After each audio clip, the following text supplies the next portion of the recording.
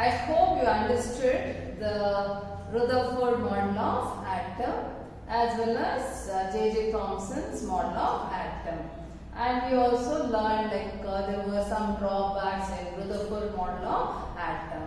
And later we discussed about the model proposed by Rutherford, and which is called the nuclear model of atom. And Rutherford should be given the credit for discovering the nucleus, telling the concept of nucleus. So now let us see what was the structure proposed by Rutherford.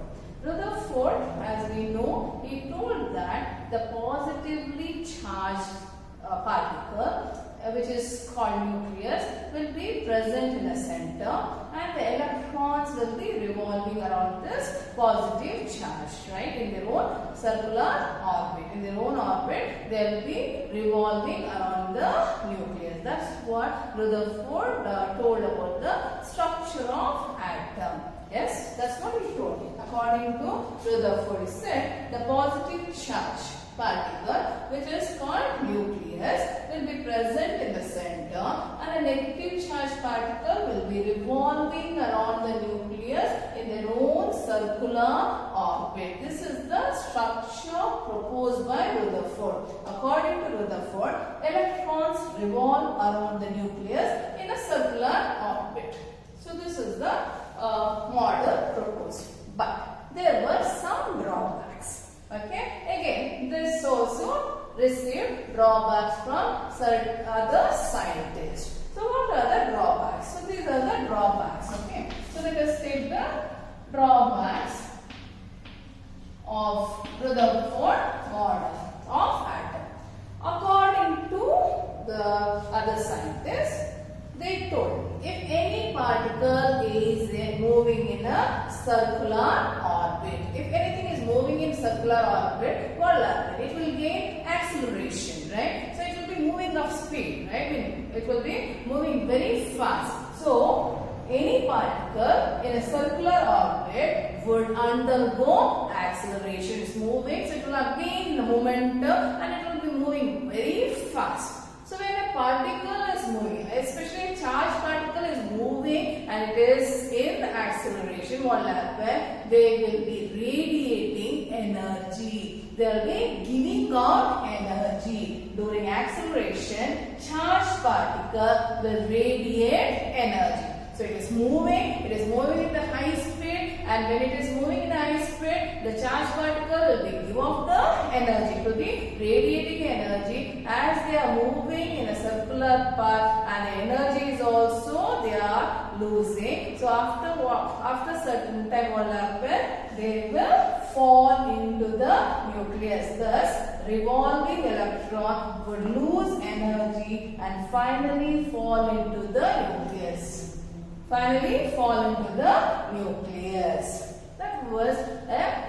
That was actually a pondering question. Yes, of course, if anything is moving, okay, in a circular path, of course, the charged particle, it will lose its energy. After some time, what will happen? As the energy will be lost. So what will happen? It will fall into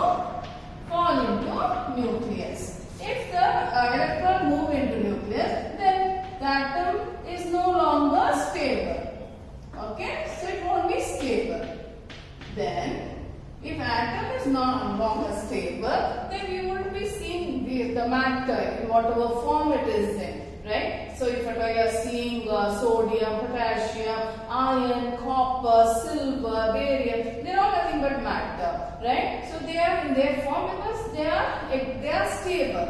According to Rutherford, what did he say? If electrons are moving in their circular orbit, right, they will be moving in the circular orbit. So, other raised question. If any particle is moving in a circular orbit, it will gain momentum, it will gain acceleration, it will speed up. When they speed up, what will happen? Naturally, they will lose energy. Once all the energy is lost, what will happen? They no longer stay in their circular orbit. They cannot revolve around the nucleus. Then what will happen? They will fall into the nucleus. If they fall into the nucleus, the atom will not be stable.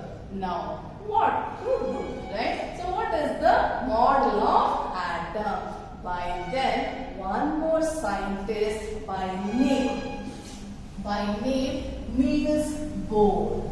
By name Neils Bohr, he proposed his theory. So let us see now Neils Bohr atomic model. Okay, Niels Bohr atomic model. Okay, so let us learn about the structure proposed by Niels. So when objections were raised against Rutherford model of atom, by then Niels Bohr steps in.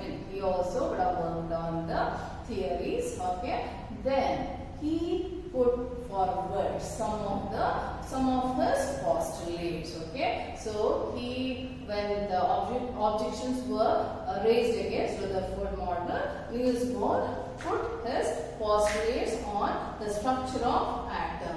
According to him, only certain special orbits called discrete orbits of electrons are allowed inside the atom. So what does it say? Inside the atom, the orbits, right? They are discrete orbit. They are special orbit. Okay? So they are special orbit, and only these orbits are allowed inside the atom. As long as they are inside this orbit, they will never lose the energy. While revolving in these discrete orbits, the electrons do not radiate energy. So there won't be any question of losing energy. So they will continue to move or revolve around the nucleus of the atom in their own orbit. These are discrete orbit, and these orbits are special orbit, and these orbits, okay, these orbits or shells, it is also referred as shells, are called energy levels. Okay, right? So these are special orbit. Only this orbit will be allowed inside the atom, and only in that orbit the electrons can revolve, and as long as the electron remains in those orbit, it will never lose the energy. They won't radiate energy. So when they don't radiate energy, what will happen? They won't lose the energy, and that is how the atom maintains its stability. And these special orbit, or it is also called shell, are called energy level, because each orbit will have specific amount of energy. Okay, that's why it is called energy level. So how it is represented? The energy level, how it is represented? So it is represented by letters K, L, M, N, and so on. Okay, so these are the orbits.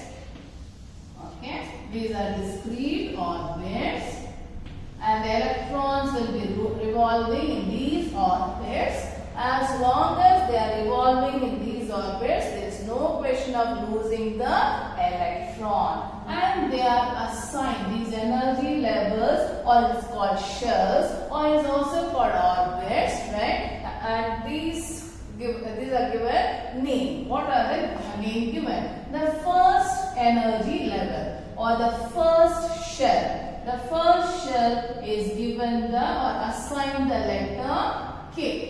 It is K. K shell. Next one is L shell. Next is M shell. The last one is N shell. Okay, and it continues. It may be K, L, M, N, O, P, Q. Right? So this much you remember. The energy level, it is also called shells, and each shell is given a letter or name is given. That is, it is assigned a letter. Okay? The first shell, always remember, the first shell is K, and second shell is L, third is M shell, and fourth is N shell. Fourth is N shell. And based on this energy level, okay, again there is a specific number of electrons only can accommodate these energy levels. Say for example, let us take K shell. So as K is the first shell, K is first shell, okay, right? K is first shell, L is second shell, M is third shell, N is fourth shell. Now, these are the main shells. These are main shells. Main energy level. Main shells or energy levels. Okay? And these energy levels can accommodate only certain number of electrons. Okay? So, K, how many electrons it can have? The K shell, how many electrons it can accommodate? So, if that question arises, so we should know one more concept. What is the one more concept? So, this K, L, M, N are the main shell, and each main shell will have subshell. Each main shell will have each main shell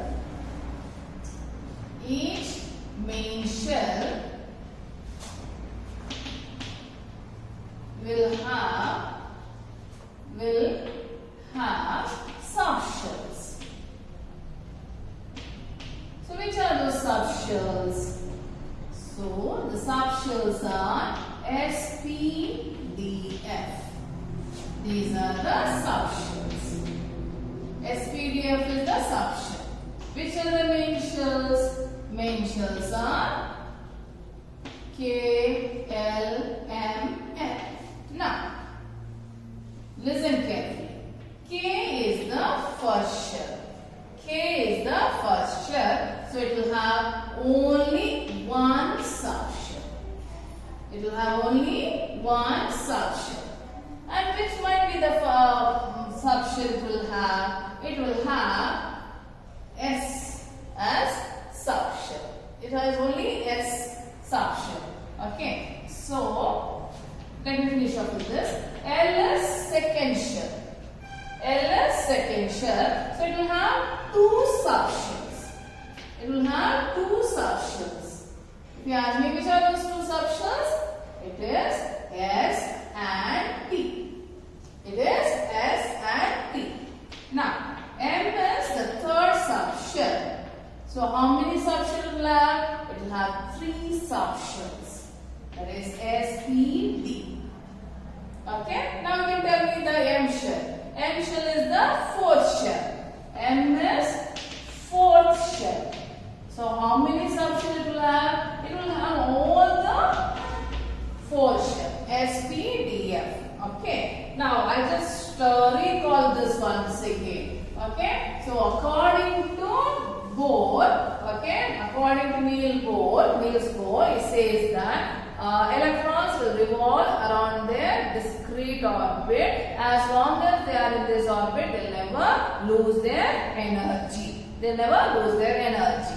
Okay, and each that shell, each orbit otherwise is called the shell, otherwise is called energy levels. So there each energy level has been given one letter. Okay, it is assigned one letter. The first shell, which is closer to the nucleus. These are orbits. These are orbits. You know what is orbits? Orbits are nothing but the imaginary path in which the electrons are moving. Okay, right? So now nucleus is here.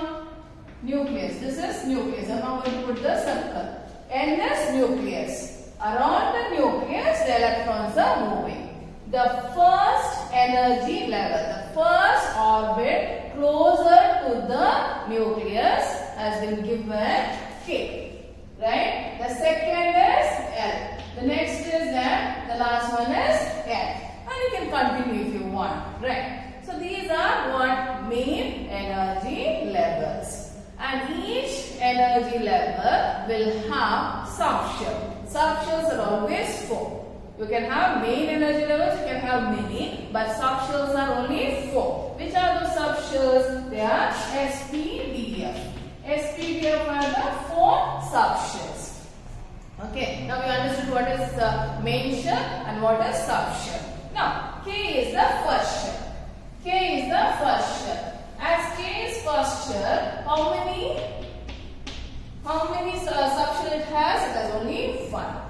So we represent 1. 1 represents the first shell. S represents the subshell S.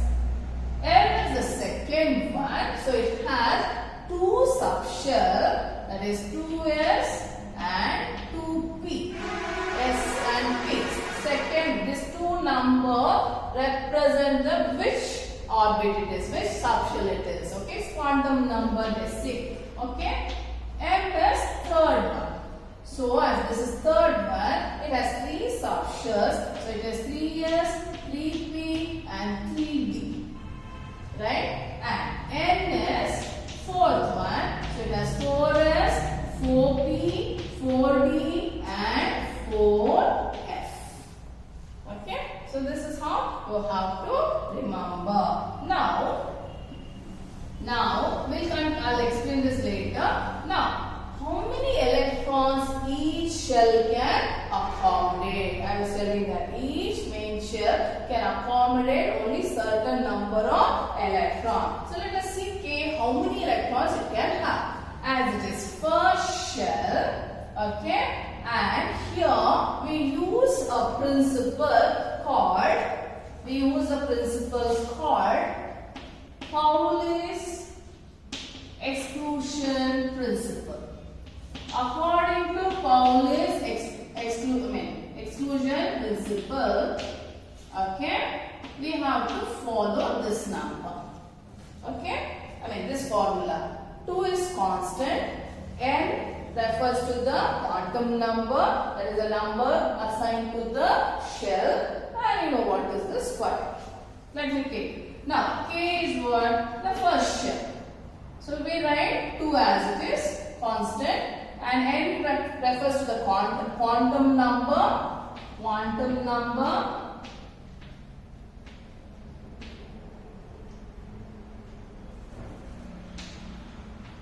Okay, refers to quantum number. Okay, so 2, right? This is 2 is constant. Now K is what? First shell. So it is given 1. Okay, 1 square. So K can accommodate how many electrons? K can accommodate only 2 electrons. Okay, K can accommodate only 2 electrons according to Pauli's exclusion principle. Now let us take L shell. L shell is what? Okay. So K finished. Now let us take L. L is what? Okay, we take down the formula. L, this 2 is constant. N, it is the quantum number. L is the second number, second shell. So we put that 2 here and you calculate. So 2 square is 2. Square is what? 4. 4 2s are 8. So how many electrons L can have? L can accommodate only 8 electrons. I hope you are following. Now let us move to the next one, M shell, 2n square. And this is a formula. 2 is constant, there is no change in this number, and n is what? You have to know which is this orbit. Which is this orbit? It is a third orbit. M is the third orbit. M 3 square. Right? 2 into 3 square. 3 into 3 is 9. 9 2s are 18. So M how many can accommodate? M can accommodate 18 electrons. M can accommodate 18 electrons. So let us go to N shell. 2 is constant. N is, which orbit is that? N is fourth orbit. 4 square. So 2 into 4 square means what? 4 into 4, 16. N can accommodate 32 electrons. Okay. So let me write now. So K can accommodate 2 electron, L can accommodate 8 electron, M can accommodate 14. Okay, 14 only, no? So 2, 3, 9, 2 is 18. I'm sorry, 18. This is 32. Okay, 18 and 32. So this you have to remember. K cannot hold more than 2. Okay. It can have 1 electron, 2 electron, not more than 2.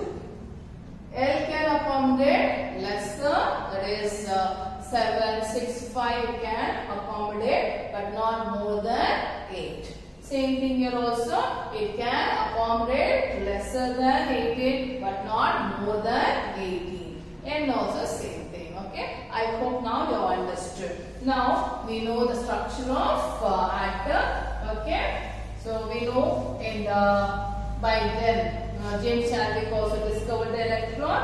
Okay, so P is represent proton, E electron, and N is neutron. P is positive charge, E is negatively charged, and neutron doesn't have any charge. It is electrically doesn't have any neutral. It is neutral. And now what is the structure of atom? The atom, the nucleus. In the nucleus, proton and neutron are present, and the electrons will move around the nucleus. Okay, in the nucleus you find proton and neutron, and the electrons will be revolving in their discrete orbits. Okay, and the size of the atom,